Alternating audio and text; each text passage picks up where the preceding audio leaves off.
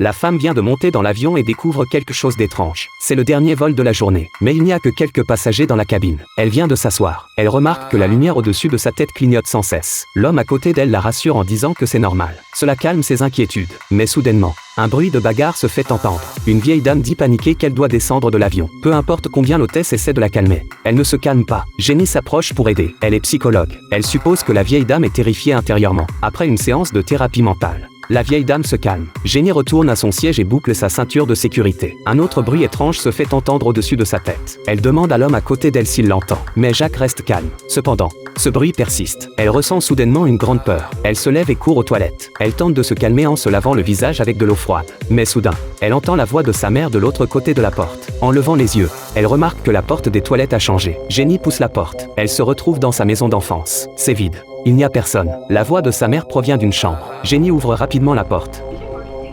Mais elle se retrouve de nouveau dans la cabine de l'avion. Jenny se tient sur place. Tout ce qu'elle a vécu semblait être une illusion. Alors qu'elle se prépare à retourner à son siège, elle sent une silhouette sombre derrière elle. Quand elle se retourne, la silhouette disparaît. Elle commence à avoir encore plus peur. Jenny marche en arrière pour vérifier. Soudain, une main lui tape sur l'épaule. L'hôtesse lui dit de retourner à son siège. L'avion va bientôt décoller. Mais ce qu'elle a ressenti tout à l'heure était trop réel. Jenny retourne à son siège et embrasse sa fille. Cela réduit un peu sa peur intérieure. L'avion commence bientôt à rouler. Une fois qu'il décolle en douceur, Jenny se calme intérieurement. Le commerçant assis devant se prépare à boire un verre. En se retournant, il remarque que l'homme derrière lui semble le fixer. Il lui demande ce qu'il y a, mais l'expression de l'homme est étrange. Puis il dit quelque chose à propos d'une montre arrêtée. Le commerçant, voyant à quel point l'homme est paniqué, décide de l'ignorer. Peu après, tous les passagers s'endorment. Les deux hôtesses sont assises là, sans vie. Leurs yeux sont vides de toute émotion. Soudain, toutes les fenêtres de l'avion deviennent rouges. Des mains ensanglantées frappent contre le verre. Et les deux hôtesses restent immobiles, sans bouger. Jenny commence à se souvenir de sa vie d'avant. Elle revient à l'âge de 7 ans. Sa mère préparait le dîner. Jenny mangeait avec appétit. Elle lève les yeux et voit sa mère,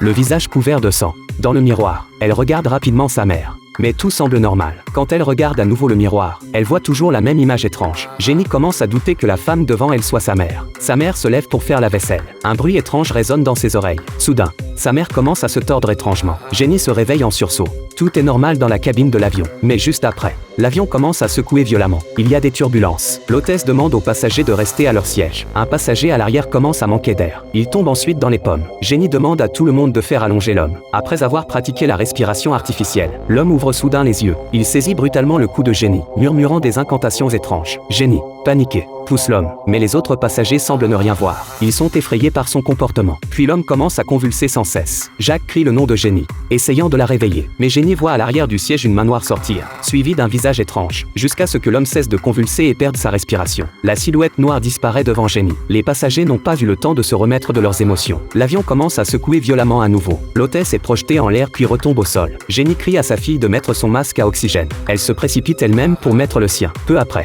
l'avion retrouve sa stabilité. Jenny se précipite pour vérifier l'état de sa fille. Elle se calme enfin après avoir confirmé que sa fille n'était pas blessée.